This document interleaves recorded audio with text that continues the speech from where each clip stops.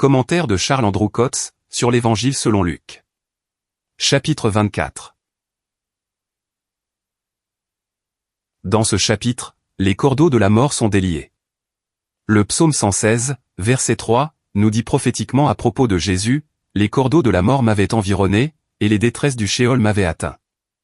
J'avais trouvé la détresse et le chagrin. » Le Seigneur était entré par grâce dans la mort, et toute sa puissance, toute sa force, s'est abattue sur lui. Il n'est aucun aspect du pouvoir de la mort, auquel il n'ait été soumis par grâce. Les cordeaux de la mort ont en réalité et en vérité, entouré cet homme béni, mais Dieu les a tous déliés. Dans le Nouveau Testament, l'Esprit de Dieu parle des douleurs de la mort, nous faisant comprendre l'angoisse de l'âme, liée à la grâce de Dieu s'exprimant dans la mort. Actes chapitre 2, verset 24. Ce terme évoque une angoisse extrême. C'est le même mot, traduit ailleurs par tourment. Il révèle ce qu'impliquait la manifestation de la grâce pour le Seigneur Jésus. Dans l'Épître aux Hébreux, nous lisons que par la grâce de Dieu, il a goûté la mort. Non seulement il est entré dans la mort, mais il a goûté dans son âme, toute l'amertume de la mort. Délier les douleurs de la mort, c'est témoigner de la part de Dieu, que par grâce, le châtiment a été si bien porté, qu'il n'existe plus. Je pense qu'ici, nous voyons la mort sous un caractère nouveau. Un témoignage divin proclame que la peine est acquittée, et celui qui a subi en grâce ce châtiment dû au péché, est libéré. C'est le témoignage que Dieu rend, à la perfection de la grâce. Voilà un côté de la vérité. Mais Pierre ajoute le jour de la Pentecôte, en Actes chapitre 2, verset 24, il n'était pas possible qu'il fût retenu par elle. Étant le Saint de Dieu, entrant dans la mort uniquement par grâce, il n'était pas possible qu'il fût retenu par elle. Il n'y aurait pas eu d'expression vraie et complète de la grâce de Dieu dans la mort de Jésus, si la peine n'avait pas été complète. Ne sous-estimons pas ce qui se passa. Il ne nous faut jamais perdre de vue, que tout le poids du châtiment fut sur le Seigneur Jésus. Cela attire nos cœurs vers lui. Combien il est touchant de dire, il est mort pour moi. L'aiguillon de la mort, c'est le péché, et cela entraîne la sentence suprême. Ainsi, pour nous qui sommes assis à l'ombre d'un Christ ressuscité, le châtiment n'existe plus. Les douleurs de la mort ont été déliées. Toutes les questions ont été réglées, de sorte que le Seigneur peut entrer par les portes de la justice, dans une nouvelle position comme médiateur de la grâce de Dieu, qui apporte toute bénédiction. Si la peine a été pleinement portée, et dans ce sens la mort annulée, le pouvoir de la mort d'une part, qui par le péché de l'homme a été remis aux mains de Satan, et toute la puissance de Satan d'autre part, sont anéantis. Nous touchons ici au triomphe complet de la grâce. Le péché, la mort, Satan, sont annulés. Annuler est un mot remarquable. Il signifie que la chose devient comme si elle n'avait jamais existé. Le chemin est ainsi ouvert, pour que le Seigneur fasse luire la vie et l'incorruptibilité, qui vint en évidence pour la première fois, dans un Christ ressuscité. Et là, nous voyons la pensée de Dieu pour l'homme. C'est le côté positif de la mort de Jésus. La disparition de la peine est un aspect de cette mort. Mais nous devons considérer la mort de Jésus d'une autre façon. Elle est aussi le chemin, que le Seigneur a pris pour occuper cette nouvelle place, dans laquelle il est le dispensateur universel de la grâce de Dieu. La mort est le passage. En résurrection, Dieu lui ouvre les portes de la justice, et il entre dans ce nouveau lieu, comme médiateur de toute la grâce de Dieu. Ce n'est pas exactement la place qu'il avait, durant les jours de sa chair, car il dit, « Combien suis-je à l'étroit ?» La grâce était alors restreinte. Mais maintenant, après être passé par les portes de la justice, le médiateur est parfaitement libre d'exercer la grâce envers tous les hommes. Et il est parvenu à cette position par la mort. Selon le psaume 118, les portes de la justice sont en relation avec le fait qu'il est devenu la tête de l'angle, et il introduit le nouveau jour que l'Éternel a fait. C'est un jour plein d'allégresse et de réjouissance pour les hommes, parce que c'est pour eux le jour de la grâce. C'est ce nouveau jour que nous avons en Luc chapitre 24, jour sur lequel l'ombre de la mort ne peut pénétrer. Selon le psaume 16, le Seigneur est venu ici comme le Saint de Dieu. Il était impossible qu'un tel être voie la corruption. Le Saint de Dieu est passé dans ce monde de péché, et maintenant il a franchi les portes de la justice, pour occuper cette nouvelle position. C'est le nouveau jour, le jour que l'Éternel a fait, et il est marqué par l'allégresse et les réjouissances. Dans l'évangile de Luc, nous voyons Jésus traversant la mort, pour occuper une place de suprématie incontestée. Tel est l'aspect de la mort de Jésus dans cet évangile. Dans le livre des Actes des Apôtres, il est dit à plusieurs reprises que Dieu l'a ressuscité. Mais les évangiles nous présentent sa personne. Il est ressuscité. Ceci implique l'existence d'une puissance inhérente à ce vainqueur, laquelle rendait impossible qu'il fût retenu par la mort. Il faut qu'il ressuscite. Aucune puissance ne peut contester les droits de sa grâce. Il disait au verset 19, du chapitre 2 de l'évangile de Jean, « Détruisez ce temple, et en 3 jours je le relèverai. » En Hébreux chapitre 2, verset 9, nous lisons, « Jésus qui a été fait un peu moindre que les anges, à cause de la passion de la mort. Mais c'était le chemin pour être couronné de gloire et d'honneur. » Ses droits en grâce sont universels. Il peut donner la promesse du Père, il peut tout faire. La repentance et la rémission des péchés peuvent être prêchés en son nom à toutes les nations. Or le premier jour de la semaine, de très grand matin, elles vinrent au sépulcre, apportant les aromates qu'elles avaient préparés. Et elles trouvèrent la pierre roulée de devant le sépulcre. Et étant entrées, elles ne trouvèrent pas le corps du Seigneur Jésus. Et il arriva, comme elles étaient en grande perplexité à ce sujet, que voici, 2 hommes se trouvaient avec elles, en vêtements éclatants de lumière.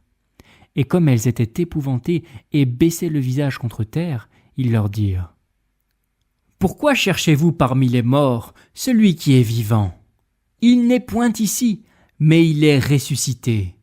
Souvenez-vous comment il vous parla quand il était encore en Galilée, disant : il faut que le Fils de l'homme soit livré entre les mains des pécheurs, et qu'il soit crucifié et qu'il ressuscite le 3e jour. » Et elles se souvinrent de ces paroles. Et laissant le sépulcre, elles s'en retournèrent et rapportèrent toutes ces choses aux 11 et à tous les autres. Or ce fut Marie de Magdala, et Jeanne, et Marie, la mère de Jacques, et les autres femmes avec elles, qui dirent ces choses aux apôtres. Et leurs paroles semblèrent à leurs yeux comme des contes, et ils ne les crurent pas. Mais Pierre s'étant levé, courut au sépulcre, et se baissant, il voit les linges là, tout seul. Et il s'en alla chez lui, s'étonnant de ce qui était arrivé. Il n'était pas nécessaire de rouler la pierre, pour laisser sortir une telle personne. Mais la pierre fut roulée, afin que la mort soit dévoilée, comme le lieu du triomphe divin. Les femmes purent regarder le lieu de la mort, et n'y voir que l'évidence du triomphe de la grâce. Elles ne trouvèrent pas le corps du Seigneur Jésus, mais les linges dont il avait été enveloppé, témoignage qu'il avait été là. Si nous regardons ce lieu de mort découvert, nous devenons conscients que le Seigneur vivant et glorieux n'y est pas.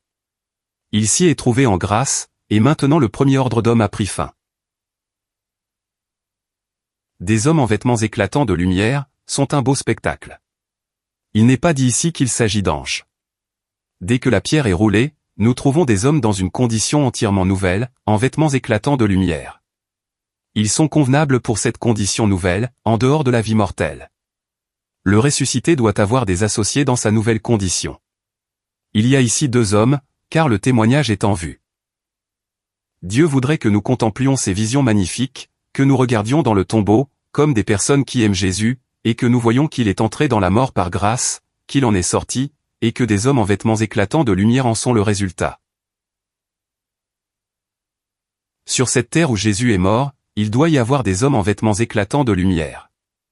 C'est la réponse à Luc chapitre 2, verset 14, où il est écrit « Gloire à Dieu dans les lieux très hauts. Et sur la terre, paix, et bon plaisir dans les hommes. » Dans cette nouvelle condition, le plaisir de Dieu dans les hommes est assuré. Il ne trouve pas son plaisir en ceux qui font partie du système de ce monde.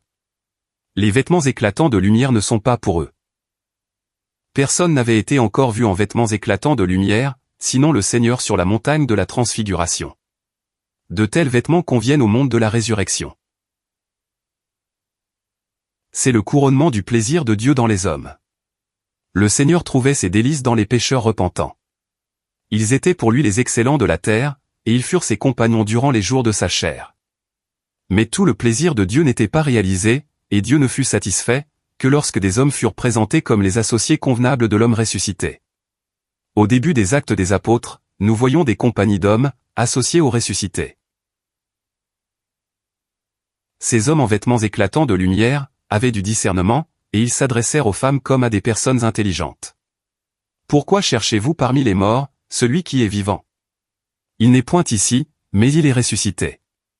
Elles devaient comprendre, qu'afin d'occuper sa vraie place, le Seigneur devait passer par la mort. Il fallait qu'il sorte du lieu des limitations, pour entrer dans le lieu spacieux de la liberté. Tout ceci est présenté en témoignage, dans ces 12 premiers versets, mais ce ne fut pas compris. L'Esprit de Dieu voudrait nous montrer par ce récit, qu'aucun témoignage, même divin, ne nous introduit dans la bénédiction. Nous ne saisissons les choses, que grâce au service personnel du Seigneur. Ceci nous amène à dépendre de sa grâce active. Dans la suite du chapitre, le Seigneur entreprend d'y amener les disciples par son service personnel, et c'est ce qu'il voudrait faire pour chacun de nous. Il voudrait lui-même s'approcher de nous, qui sommes enfermés dans notre ignorance et notre incrédulité, et nous faire entrer dans ce qui nous a été présenté en témoignage.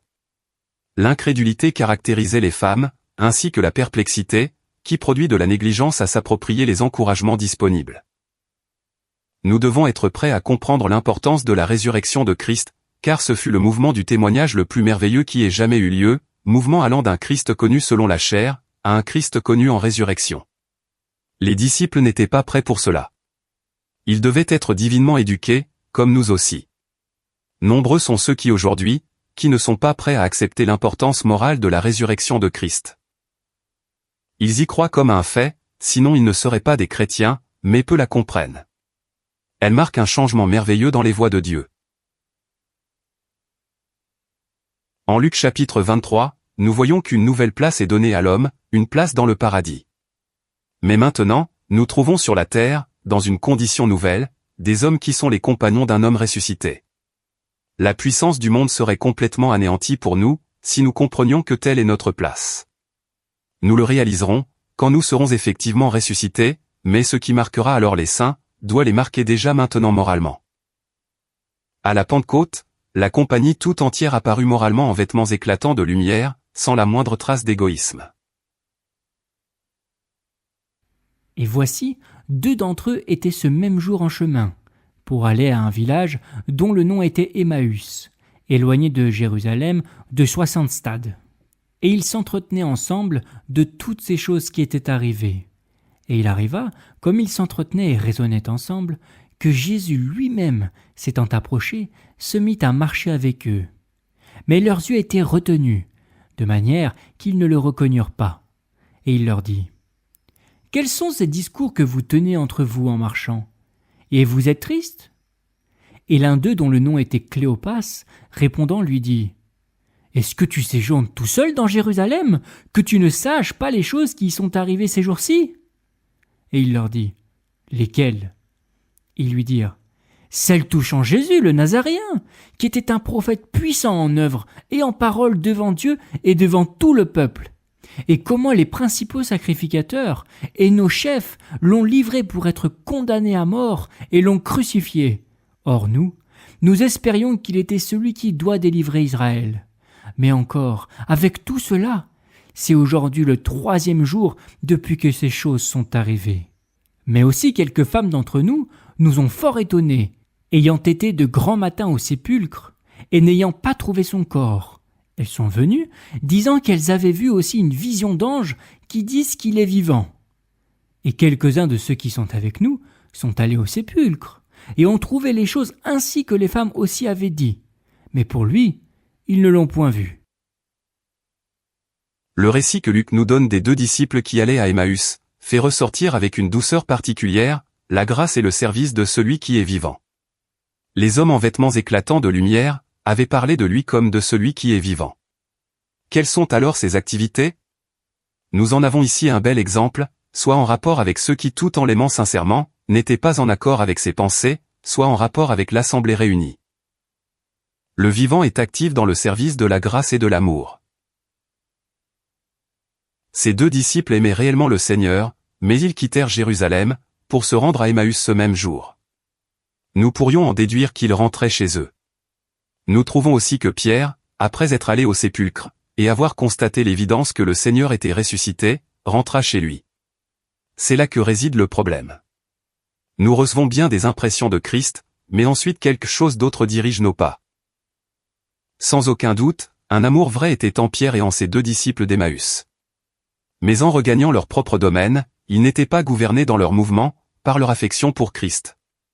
Il en est souvent ainsi de nous. Le Seigneur Jésus partit à la recherche de ses 2 disciples, et les ramena à ce cercle unique, identifié avec ses intérêts et avec lui en résurrection. C'était afin qu'ils se trouvent ensemble, jouissant de leur lien avec une personne, qui était complètement en dehors de la vie de ce monde-ci, et qui cependant, pouvait être intimement connue dans cette vie-là, comme Pierre le dit en Actes chapitre 10, verset 41. Nous qui avons mangé et bu avec lui, après qu'il eût été ressuscité d'entre les morts. Ce verset suggère la plus grande intimité, dans l'association avec celui dont la vie est tout à fait distincte et séparée du cours de ce monde. Et lui leur dit : Ô gens sans intelligence, et lents de cœur à croire toutes les choses que les prophètes ont dites. Ne fallait-il pas que le Christ souffrit ces choses, et qu'il entrât dans sa gloire ? Et commençant par Moïse et par tous les prophètes, il leur expliquait dans toutes les Écritures les choses qui le regardent. Et ils s'approchèrent au village où ils allaient, et lui, il fit comme s'il allait plus loin.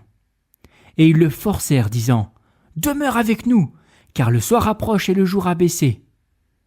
Et il entra pour rester avec eux. Et il arriva que, comme il était à table avec eux, il prit le pain et il bénit. Et l'ayant rompu, il le leur distribua. Et leurs yeux furent ouverts. Et ils le reconnurent, mais lui devint invisible et disparut de devant eux. Et ils dirent entre eux : Notre cœur ne brûlait-il pas au-dedans de nous lorsqu'il nous parlait par le chemin et lorsqu'il nous ouvrait les Écritures ? Et se levant à l'heure même, ils s'en retournèrent à Jérusalem et trouvèrent assemblés les 11 et ceux qui étaient avec eux, disant : Le Seigneur est réellement ressuscité, et il est apparu à Simon. Et ils racontèrent les choses qui étaient arrivées en chemin, et comment il s'était fait connaître à eux dans la fraction du pain. En rompant le pain, il fut reconnu d'eux.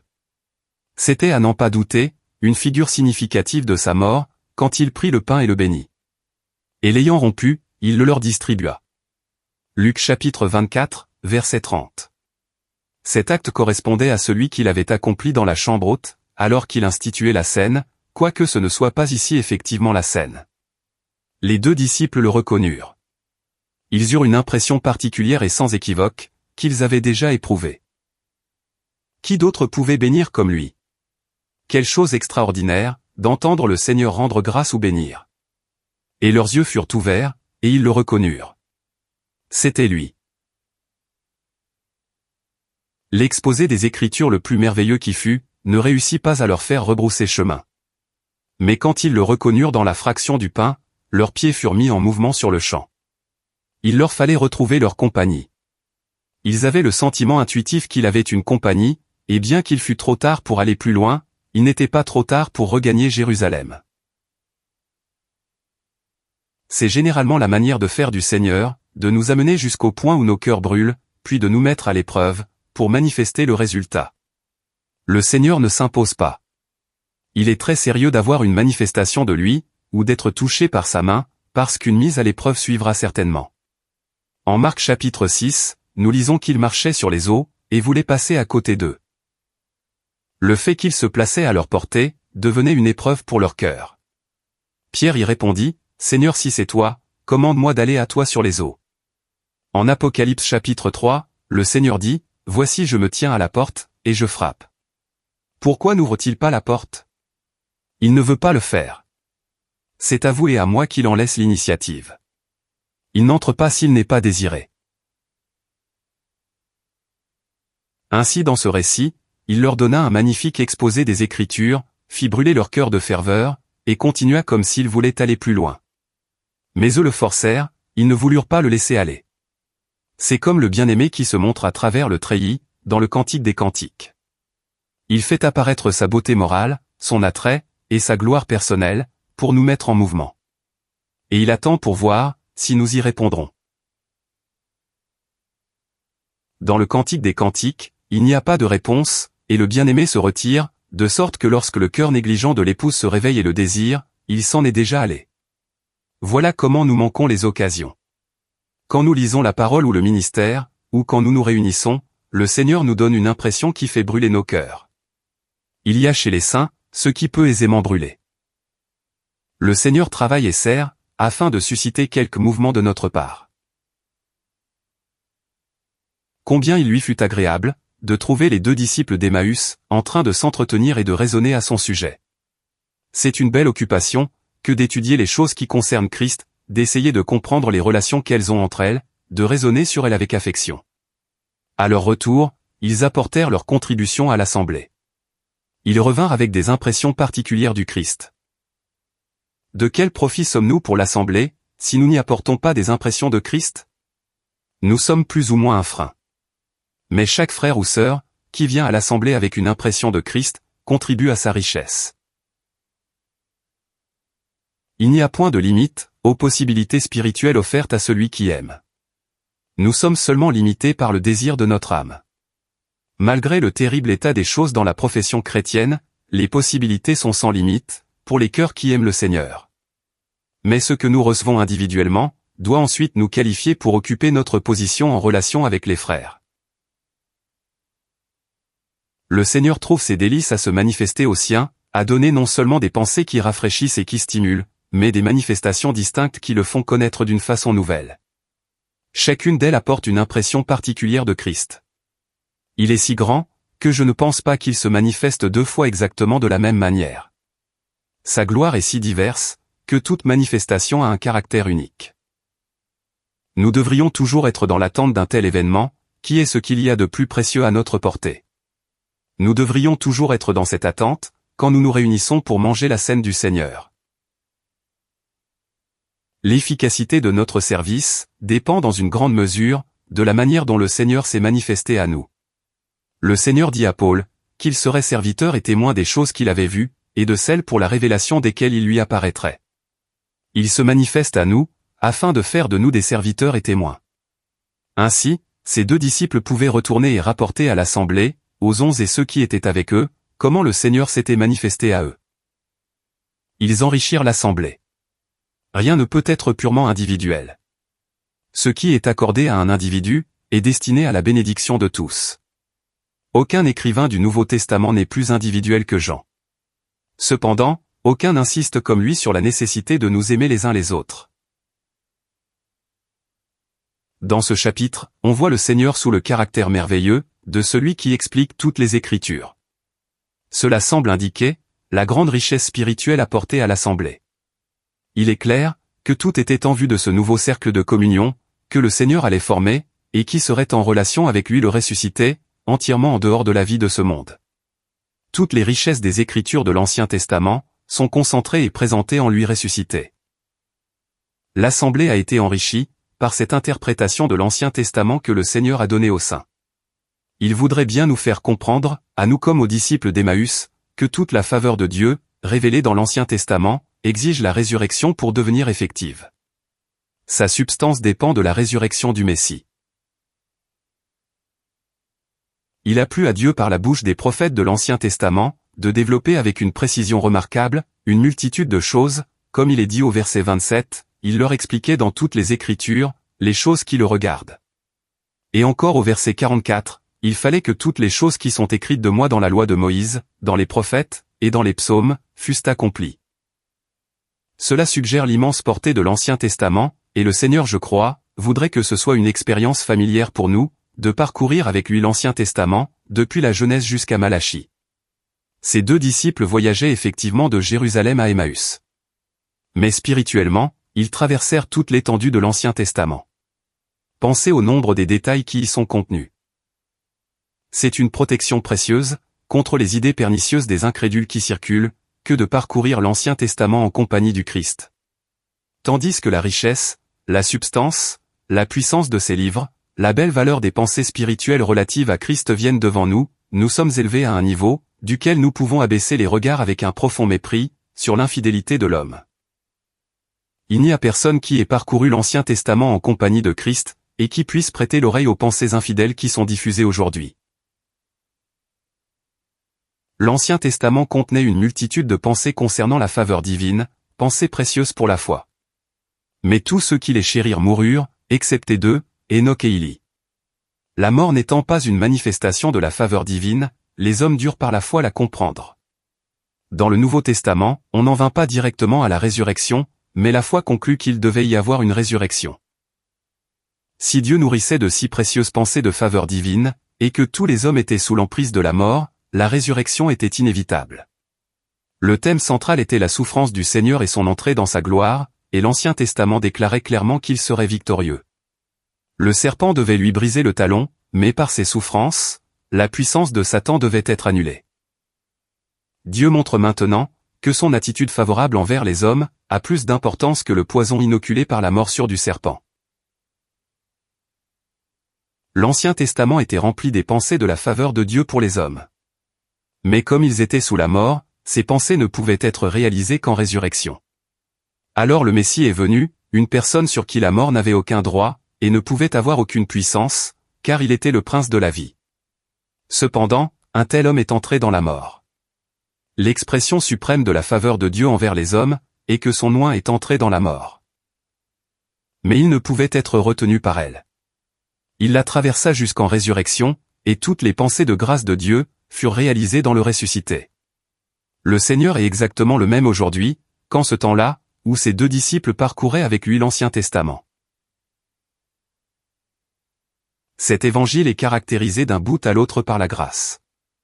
Et le Seigneur, dont les pieds avaient été si beaux, durant son voyage à travers cette scène au jour de sa chair, montrait maintenant qu'ils étaient toujours aussi beaux, dans leurs activités de grâce en résurrection, tandis qu'il faisait ses 12 kilomètres avec ses deux disciples qu'il aimait réellement, bien que leurs mouvements ne fussent pas en accord avec lui.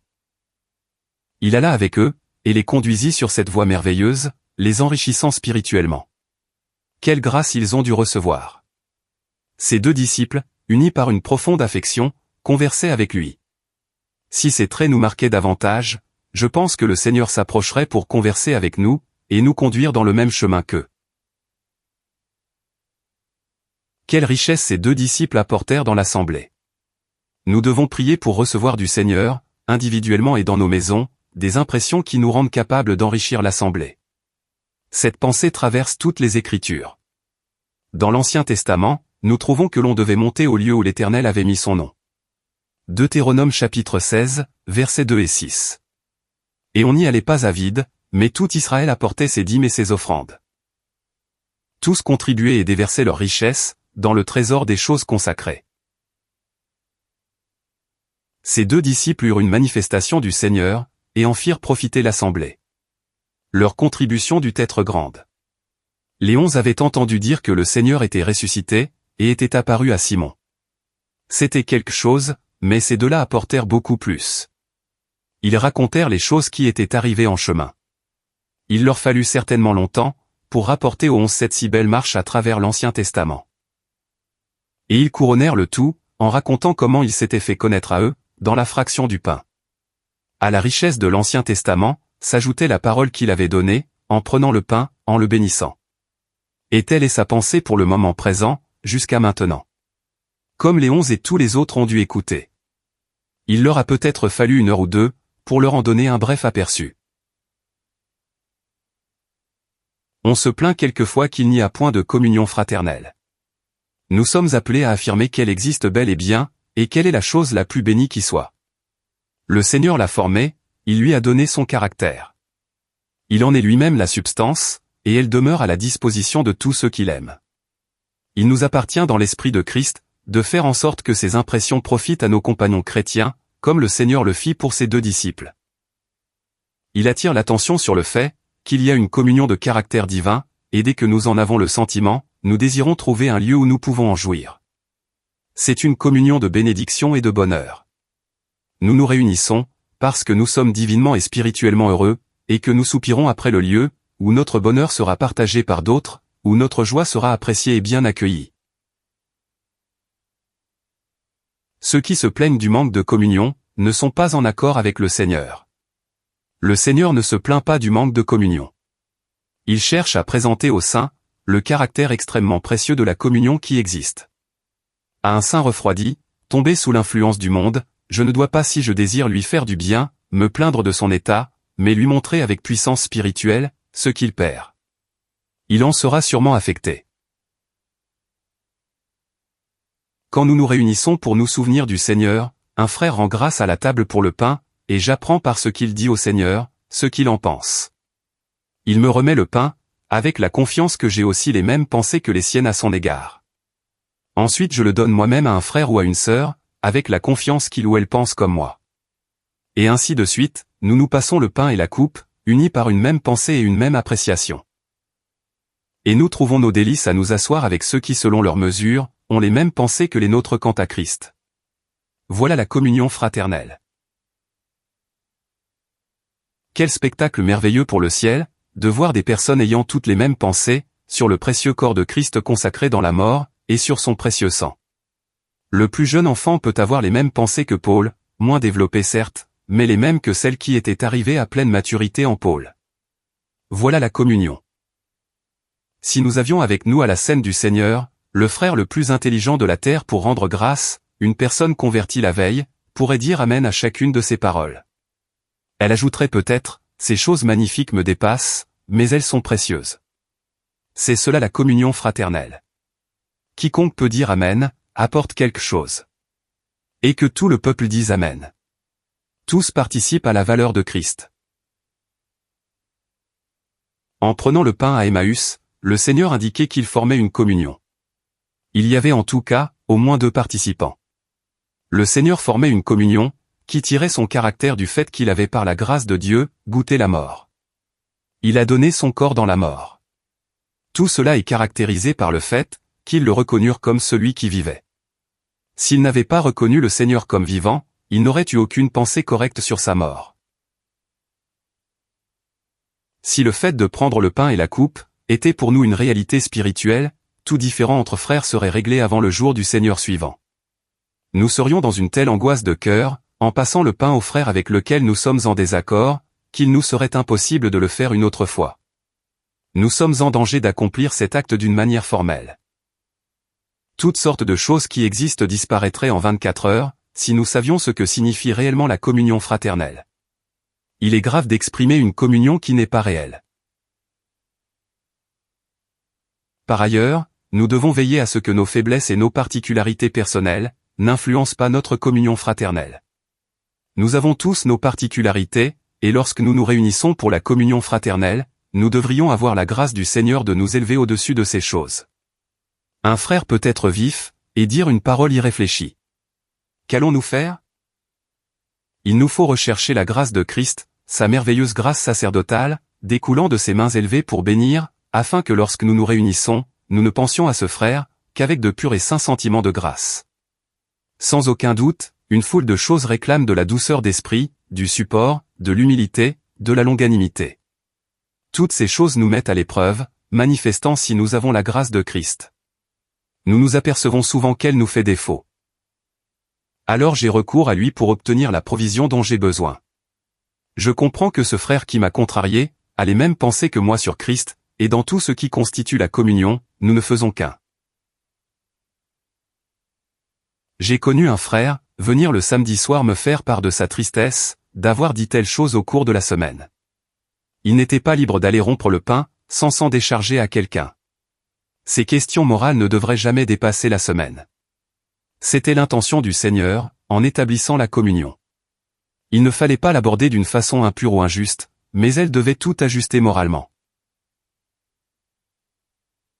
Le Seigneur désire que nous parvenions à l'assemblée, comme des personnes qui apportent leur contribution, qui ont des biens précieux dans sa connaissance, et qui comprennent qu'il existe une compagnie où ces biens seront appréciés et bienvenus. L'assemblée est le lieu où peuvent être exprimées les précieuses pensées concernant Jésus, lesquelles ont été gravées dans nos cœurs de façon indélébile. Dieu a préparé un vase propre à recevoir la précieuse valeur de Jésus, et ce vase, c'est l'assemblée. Cette assemblée manquera de quelque chose, si je n'apporte pas ma contribution. Tous les saints doivent le sentir. C'est le seul lieu où l'appréciation de Jésus peut trouver une expression. Luc ne nous présente pas tant l'assemblée, quant au privilège des relations de famille, mais plutôt comme se trouvant enrichi de la grâce variée de Dieu, dont tous les traits ont été vus en Jésus. Et comme il disait ces choses, il se trouva lui-même là, au milieu d'eux, et leur dit « Paix vous soit !» Et eux, tout effrayés et remplis de crainte, croyaient voir un esprit. Et il leur dit « Pourquoi êtes-vous troublés? Et pourquoi montent-ils des pensées dans vos cœurs? Voyez mes mains et mes pieds, que c'est moi-même. Touchez-moi et voyez, car un esprit n'a pas de la chair et des os, comme vous voyez que j'ai. » Et en disant cela, il leur montra ses mains et ses pieds. Et comme il disait ces choses, il se trouva lui-même là au milieu d'eux, et leur dit, « Paix vous soit. » Et eux, tout effrayés et remplis de crainte, croyaient voir un esprit. Ceci montre comment la présence du Seigneur met en lumière les vraies conditions existantes. Nous parlons souvent de la présence du Seigneur au milieu des siens, mais je me suis souvent demandé, quel serait l'effet produit, si effectivement, le Seigneur venait au milieu de nous. Tout ce qui n'est pas en accord avec lui, serait, je crois, mis en évidence. Ici, ils avaient accepté le témoignage que Christ était ressuscité, mais ils n'étaient pas dans un état moral correspondant. Nous pouvons beaucoup recevoir du témoignage divin, sans que notre cœur soit en harmonie avec Jésus. C'était à cause de ces conditions existantes, que le Seigneur dit, « Paix vous soit. » Pourquoi êtes-vous troublés, et pourquoi montent-ils des pensées dans vos cœurs? Ils avaient besoin de cette parole de paix. Conformément à la grâce qui marque cet évangile, le Seigneur tient compte des conditions existantes. Mais il ne les laisse pas au point où il les trouve. Il les amène en correspondance parfaite avec lui, avant de les laisser. Nous savons tous, ce que c'est que d'avoir besoin d'être bien ajusté dans notre esprit. Notre vie spirituelle intérieure est souvent loin d'atteindre la mesure de lumière qui nous est parvenue en témoignage. Le Seigneur veut nous amener intérieurement, en correspondance avec la lumière qu'il a pu nous donner. Il ne perd jamais de vue l'état réel, alors que nous l'oublions souvent. Si les saints sont troublés, si des pensées montent dans leur cœur, le Seigneur le sait, et il y fait face avec ce mot plein de grâce, paix. Si nous ne vivons pas pleinement la paix et la joie consciente, qui découlent du ressuscité, nous ne sommes pas préparés pour l'assembler.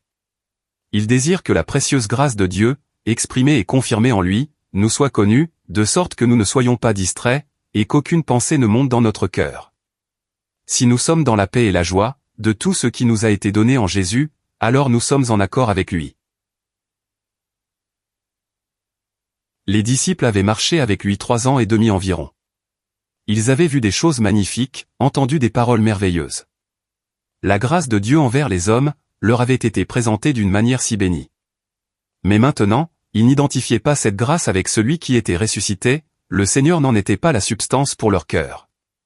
C'est pourquoi il dit, « Touchez-moi, et voyez. » Car un esprit n'a pas de la chair et des os, comme vous voyez que j'ai. Je crois qu'une compréhension spirituelle correspond au fait de toucher. Ce n'est pas écouter ou lire ce qui le concerne. Touchez-moi. Il s'agissait d'une réalité. Beaucoup d'entre nous ont demandé, « Seigneur Jésus, deviens pour moi une réalité vivante. » Nous avons eu sur lui, certaines pensées plus ou moins obscures. Pour beaucoup de croyants, Jésus est un esprit, une personnalité vague et intangible. Mais l'Esprit de Dieu voudrait nous le rendre réel. Ce n'était pas un esprit qui les avait appelés à le suivre, et à trouver en lui la grâce bénie de Dieu. Ce n'était pas un esprit qui était mort pour eux. Ses mains et ses pieds suggèrent tout ce que les disciples avaient vu en lui, durant les jours de sa chair. Ses mains parlent de tout son service de grâce, et ses pieds, de tous ses mouvements de grâce. Ces mains-là n'avaient pas cessé d'être actives. Elles sont mentionnées 14 fois dans cet évangile, toujours actives dans le service de la grâce. Quant à ses pieds, quelles empreintes magnifiques. Nous pouvons les suivre tout au long de cet évangile. Et maintenant il identifiait tout cela, à sa personne ressuscitée. C'étaient les mêmes mains, les mêmes pieds, mais dans des conditions de résurrection. Rien de la grâce exprimée en lui durant les jours de sa chair, ne fut laissé dans le tombeau. Tout subsistait en résurrection dans le ressuscité. Actuellement, tout est en lui, et le Seigneur nous amène à le réaliser maintenant. Jean chapitre 20 parle de ses mains et de son côté, et à ses mains s'attache une pensée différente, de celle que nous trouvons dans l'évangile de Luc. En Jean, ses mains maintiennent tout pour le Père. Il garde les brebis pour le Père. C'est le côté du propos divin. Luc présente la grâce divine, dans toute son activité envers l'homme, mais Jean fait ressortir que ses mains sont assez puissantes, pour tout maintenir selon le propos du Père. Le plaisir de l'Éternel prospère en sa main. Les mouvements de ses pieds étaient en rapport avec la prédication de l'Évangile. Il apportait les bonnes nouvelles, lui le grand évangéliste. Mais l'habile toucher de ses mains, affectait l'âme humaine avec une grâce infinie. Ainsi, le service de la grâce présente deux côtés. Celui que nous pourrions appeler le côté du témoignage, la merveilleuse grâce de Dieu, apportée par celui dont les pieds sont beaux, et celui qui a trait à l'habile toucher de ses mains, affectant l'âme individuellement. Je ne puis croire qu'une personne touchée par les mains de Jésus ait un jour oublié ce contact. Quiconque avait fait cette expérience, conserva, je pense, une impression de l'habileté de la main qu'il avait touchée. L'assemblée est composée de personnes, qui non seulement ont cru les bonnes nouvelles apportées par Jésus, mais qui ont éprouvé le contact personnel d'une main divinement habile. Quelle belle compagnie! Que nous le touchions nous-mêmes, est autre chose. C'est l'exercice de la foi. Le résultat est qu'il sort de lui une vertu. Mais son toucher à lui suggère une plénitude de grâce. Il les guérit tous. Telle était la puissance de son contact. Dans l'assemblée, chacun doit apporter quelque chose. Si j'ai entendu de ses lèvres une parole précieuse, il me faut la chérir, et l'apporter pour enrichir l'assemblée. Et si j'ai eu le contact de sa propre main, il me faut le chérir aussi, et l'apporter à l'assemblée. Et il leur dit, « Ce sont ici les paroles que je vous disais quand j'étais encore avec vous, qu'il fallait que toutes les choses qui sont écrites de moi dans la loi de Moïse et dans les prophètes et dans les psaumes fussent accomplies. » Alors il leur ouvrit l'intelligence pour entendre les Écritures, et il leur dit, « Il est ainsi écrit, et ainsi il fallait que le Christ souffrit, et qu'il ressuscita d'entre les morts le 3e jour, et que la repentance et la rémission des péchés fussent prêchées en son nom à toutes les nations, en commençant par Jérusalem. » Le Seigneur est présenté dans ce chapitre, comme l'interprète de toutes les Écritures de l'Ancien Testament, montrant que tout le concernait. Je crois que toute véritable interprétation des Écritures est l'interprétation du Christ. Il est le grand interprète et le prédicateur, car toute prédication de l'Évangile est la prédication de Christ. Il suscite celui-ci ou celui-là comme porte-parole, selon ce que Paul dit aux Corinthiens, « Puisque vous cherchez une preuve, que Christ parle en moi. » Christ est celui qui parle, l'évangéliste, le maître qui enseigne, le prophète, le pasteur. Chaque don est une expression de Christ. En Moïse et les prophètes, nous avons le témoignage divin, mais dans les psaumes, les émotions spirituelles des saints. C'est pourquoi, lorsque le Seigneur trouva l'assemblée, il parla des psaumes. Dans les psaumes, nous trouvons non seulement la lumière dispensée par Dieu, mais l'histoire de l'âme et l'expérience. Moïse nous présente ce qui est donné à l'origine, ce qui concerne l'établissement des choses. Les prophètes donnent la lumière adaptée à un jour d'éloignement. Alors toutes sortes d'exercices et d'émotions spirituelles, de tristesse ou de joie, sont produites dans l'âme, et se trouvent dans les psaumes. Le but du service du Seigneur est de nous accorder tous, afin que nous soyons prêts à chanter. Le Seigneur attache de l'importance à posséder avant son retour, une compagnie qui chante. Je suis certain qu'il apprécie beaucoup les hymnes que nous chantons, quand nous sommes ensemble, car il est dit qu'il chante au milieu de son assemblée. Hébreux chapitre 2, verset 12. Les psaumes évoquent abondamment les souffrances du Christ. Ils devraient avoir une grande place parmi nous, quand nous sommes en assemblée, mais je doute que nous en soyons capables. C'est notre part de penser à l'extrême douceur de l'amour, qui a voulu tant souffrir.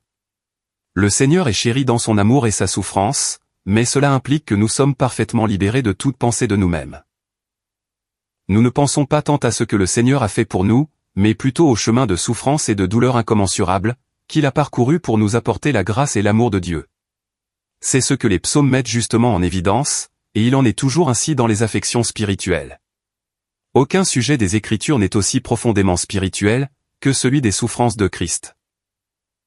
Chacun devrait lire le remarquable ouvrage de John Nelson Darby, sur les souffrances du Christ. Il serait bon pour les saints, de le faire une fois par an. Le Seigneur fut la sainte victime tout au long de son chemin. Les Écritures entières témoignent de ses souffrances. Et leur témoignage complet est celui-ci, que Christ devait souffrir, et entrer dans sa gloire. Il est évident que le Seigneur avait attiré l'attention des disciples sur les Écritures. Il leur avait accordé une très large place, comme on peut le lire au verset 44. Ce sont ici les paroles que je vous disais, quand j'étais encore avec vous. Ainsi, en accordant une si grande importance aux écrits sacrés de l'Ancien Testament, nous suivons le Seigneur, et ce qui est toujours une sage décision. Le Seigneur rattacha le témoignage des Écritures, au témoignage actuel de la grâce. Il montra que les écrits de l'Ancien Testament avaient une place essentielle en rapport avec le témoignage présent de la grâce. Nous avons ainsi tout à fait raison de prêcher l'Évangile à partir de l'Ancien Testament. Pas une seule partie des écrits de l'Ancien Testament ne doit manquer d'être introduite dans la richesse de l'Assemblée. Il y a une immense richesse de détails spirituels, présentés par l'Ancien Testament sous la forme de types et de figures, qui est bien nécessaire. Nous serions surpris de voir quelle perte nous éprouverions si nous limitions les richesses de l'Église au Nouveau Testament. Nous découvririons que nous avons perdu une grande partie du témoignage de Dieu concernant Christ. L'Ancien Testament a une portée présente pour nous. Si Dieu dit en Deutéronome chapitre 25 verset 4, « Tu n'en muselleras pas le bœuf qui foule le grain », l'apôtre Paul fait remarquer, pour qui Dieu dit cela. Dieu s'occupe-t-il des bœufs? Ou parle-t-il entièrement pour nous? Car c'est pour nous que cela est écrit. 1 Corinthiens chapitre 9, verset 10. Un tel passage s'adresse tout particulièrement à l'Assemblée, et c'est bien frappant. Le Seigneur a montré que pas un seul mot des Écritures de l'Ancien Testament ne pouvait être anéanti. Si Dieu dit à ses serviteurs et juges d'autrefois, dans le psaume 82 verset 6, « Vous êtes des dieux », le Seigneur répond en quelque sorte, que vous puissiez l'expliquer ou non, l'Écriture ne peut être anéantie. Jean chapitre 10, versets 34 à 36. Dans la première partie des Actes des Apôtres, on n'avait point d'autres Écritures que celles de l'Ancien Testament. Nous ne devrions pas hésiter à insister sur l'importance de ce fait, à cause des pensées qui ont cours partout, car les chrétiens sont en danger d'en être affectés, en pensant que certaines portions de l'Ancien Testament n'ont pas de valeur. Si Dieu nous fait des communications, et que nous ne les lisions pas, c'est comme si nous méprisions l'écrivain. Le Seigneur ressuscité rappelle à ses disciples, qu'il leur avait dit auparavant que toutes les choses consignées dans les Écritures, devaient être accomplies. Alors il leur ouvrit l'intelligence, pour entendre les Écritures, ce qui est une opération spirituelle nécessaire. Elle nous préserve de lire l'Ancien Testament selon la lettre.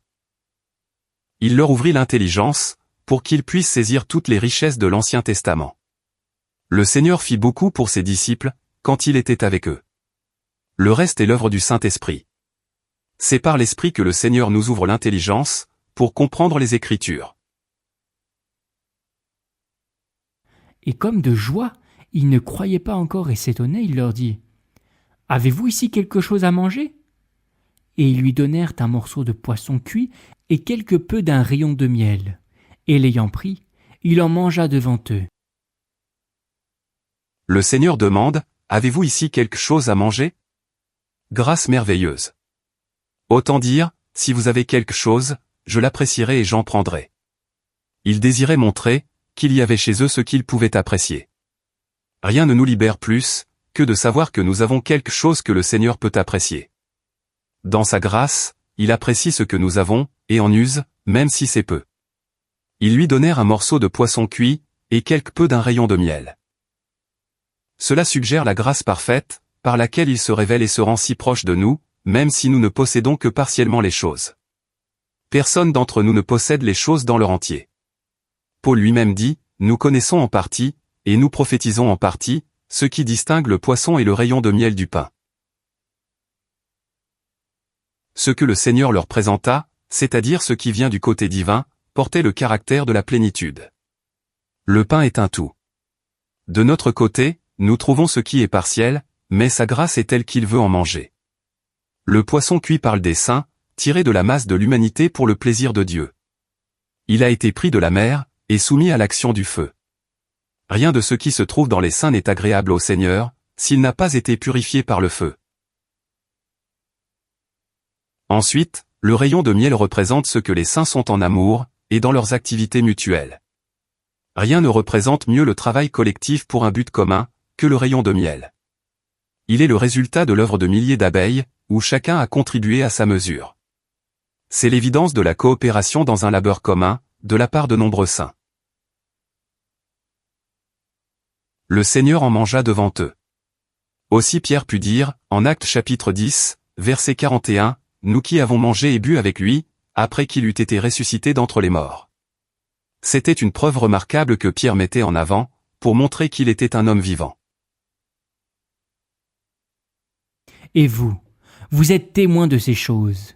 Et voici, moi j'envoie sur vous la promesse de mon Père, mais vous, demeurez dans la ville jusqu'à ce que vous soyez revêtus de puissance d'en haut. Et il les mena dehors jusqu'à Béthanie, et levant ses mains en haut, il les bénit. Tout ceci qualifie les saints pour le témoignage. Il y a les Écritures, une compagnie de témoins vivants, la promesse de mon Père, la conduite jusqu'à Béthanie, et la bénédiction sacerdotale. L'assemblée est laissée ici pour le témoignage de la grâce. Le Seigneur donna aux disciples de comprendre les Écritures, capacité bien nécessaire. Le témoignage devait être porté par ceux qui étaient menés jusqu'à Béthanie, le lieu où la gloire de Dieu avait été vue en résurrection. Ceci, je pense, correspond à la position dans l'Épître aux Colossiens. Dans l'Évangile selon Matthieu, on voit le Seigneur avec ses disciples en Galilée, le lieu de l'opprobre, le lieu méprisé par les conducteurs religieux d'alors. Ceci correspondrait à l'identification avec l'opprobre du Christ. Dans les Actes des Apôtres, l'ascension a lieu à la montagne des Oliviers, parce que le but de l'Esprit dans ce livre est de rendre témoignage à quelqu'un qui est dans le ciel. La montagne des Oliviers parle d'association céleste. Mais dans l'Évangile selon Luc, il les conduit jusqu'à Béthanie. C'est le lieu où s'est manifesté le témoignage de la puissance de la résurrection, le lieu où le Fils de Dieu a été glorifié par cette puissance. Le Seigneur donne de l'intelligence, et nous devrions nous attendre à la recevoir. Quel profit y a-t-il à lire un chapitre? Pour conclure, je ne le comprends pas. Mais si vous vous agenouillez pour dire au Seigneur, que vous n'avez pas compris ce chapitre, ayant la ferme conviction qu'il s'est engagé à donner de l'intelligence, et que vous désirez qu'il le fasse pour vous, je suis certain que cette écriture s'ouvrirait à votre compréhension, et deviendrait lumineuse, et pleine de richesses divines. J'en ai fait l'expérience. Rappelons à ce propos, ce que dit l'apôtre Jacques. Si quelqu'un de vous manque de sagesse, qu'il demande à Dieu qui donne à tous libéralement et qui ne fait pas de reproches, et il lui sera donné. Mais qu'il demande avec foi, ne doutant nullement. Car celui qui doute, est semblable au flot de la mer, agité par le vent et jeté çà et là. Or que cet homme-là ne pense pas qu'il recevra quoi que ce soit du Seigneur. Il est un homme incertain dans ses pensées, inconstant dans toutes ses voies. Chapitre 1er, versets 5 à 8. Le Seigneur, je pense, honore la lecture régulière des Écritures. Il est étonnant de constater comment on trouve ce dont on a besoin, en les lisant régulièrement. C'est la pensée du Seigneur, qu'il y ait une compagnie de témoins vivants. Et vous, vous serez témoins de ces choses. Verset 48. Il montre ainsi, que suite à sa souffrance et à sa résurrection, la repentance et le pardon des péchés doivent être prêchés en son nom, à toutes les nations, à commencer par Jérusalem. Il s'agit de toute l'étendue, et de la portée du témoignage de la grâce. La repentance est prêchée, comme un merveilleux don de grâce de la part de Dieu. Cette prédication fait partie de la grâce de l'Évangile. Ensuite le Seigneur leur dit, au verset 49, « Mais vous, demeurez dans la ville, jusqu'à ce que vous soyez revêtus de puissance d'en haut. » Ceci montre que la capacité de comprendre est distincte de la puissance. Rien n'est plus nécessaire maintenant que la puissance. Je crois que le Seigneur veut nous exercer à ce sujet. Il nous a grandement aidés dans la compréhension des Écritures, mais qu'en est-il de la puissance elle-même? Nous en avons besoin dans un monde hostile. Sans puissance, nous ne pouvons nous tenir debout. La cause sera abandonnée au lieu d'être soutenue. Dans le cas des disciples, le secret pour obtenir la puissance était de demeurer à Jérusalem. Et nous savons comment ils employèrent leur temps. Ils passèrent les 10 jours d'attente, en prière et en supplication. Si les frères et les sœurs persévéraient tous dans la prière, il y aurait de la puissance, parce que la puissance est le résultat de la prière. Le Seigneur ne nous propose pas aujourd'hui d'attendre l'Esprit, mais les disciples durent passer 10 jours, en prière et en supplication incessante. Cela est pour nous une leçon à apprendre. Elle rattache la puissance de l'esprit à un état de dépendance. Nous ne pouvons avoir la puissance de l'esprit sans cet état de dépendance. Le Seigneur lui-même fut oint de l'esprit alors qu'il priait. Je crois que la puissance est une chose dont le Seigneur voudrait que nous ayons conscience. Il dit aux disciples, « Demeurez jusqu'à ce que vous soyez revêtus. » Je sais qu'il est différent d'être nu ou d'être vêtu. Si je mets mes vêtements, j'ai conscience d'être vêtu. Certainement il est possible d'avoir conscience d'être revêtu de puissance. Je pense qu'avant de nous lancer dans quelque témoignage que ce soit, nous devrions attendre d'avoir conscience, d'être revêtu de puissance. De plus, il s'agit de la puissance d'en haut, ce qui suggère le caractère céleste de la puissance. Ce n'est pas ce qui nous distinguera, en tant qu'hommes sur la terre. C'est une puissance qui appartient au ciel. J'aimerais en savoir plus sur cette puissance céleste. On peut avoir une grande ferveur d'esprit, beaucoup de zèle et d'éloquence, et une bonne connaissance des Écritures, mais la vraie efficacité vient de ce qui sort du ciel. La puissance de l'esprit est une chose très réelle, comme nous le voyons en Pierre dans les Actes des Apôtres. Plus aucune trace de lâcheté en lui, lui qui avait reculé devant une servante. Il se lève avec la plus grande hardiesse.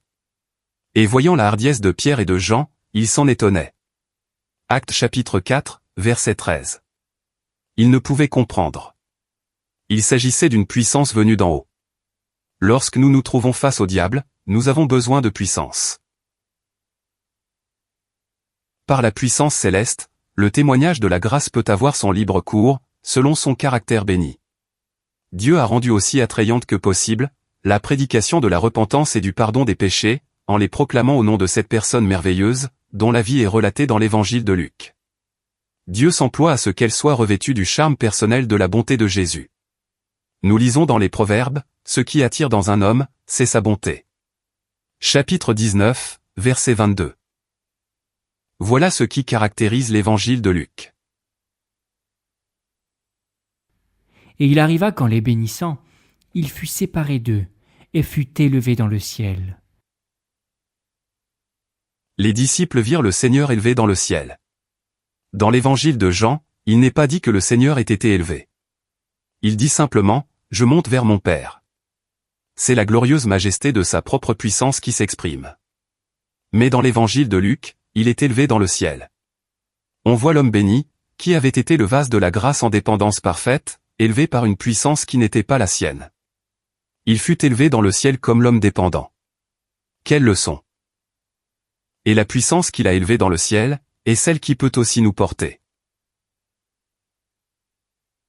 Amenés à Béthanie, les disciples étaient entièrement en dehors de la vie de ce monde.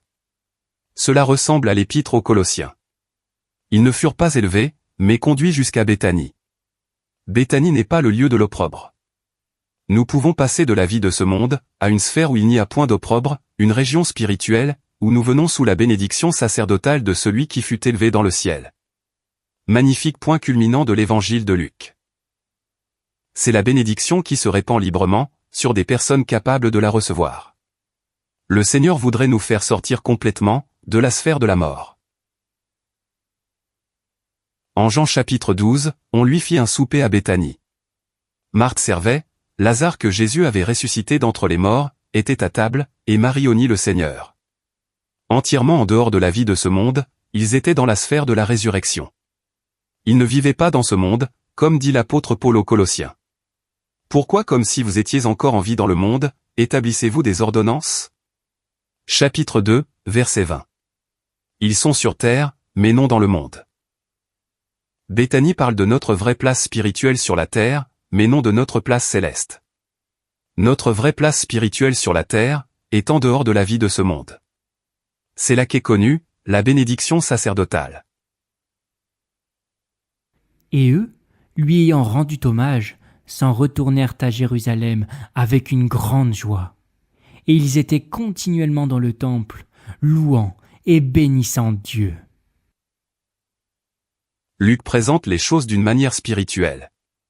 Et je crois que cette allusion au temple est spirituelle, parce que les disciples occupèrent ce lieu, en louant et bénissant Dieu.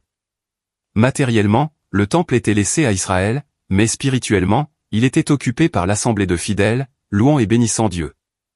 Les disciples auraient pu chanter des psaumes.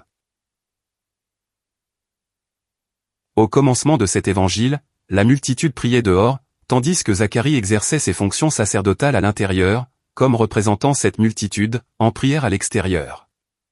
Mais en Luc chapitre 24, le vrai sacrificateur est entré dans le sanctuaire céleste, et il y a ici-bas une compagnie, tellement remplie de tout ce qui a été révélé dans ce précieux évangile, qu'elle loue et bénit Dieu. Pour un instant, ils sont au-delà du domaine de la prière.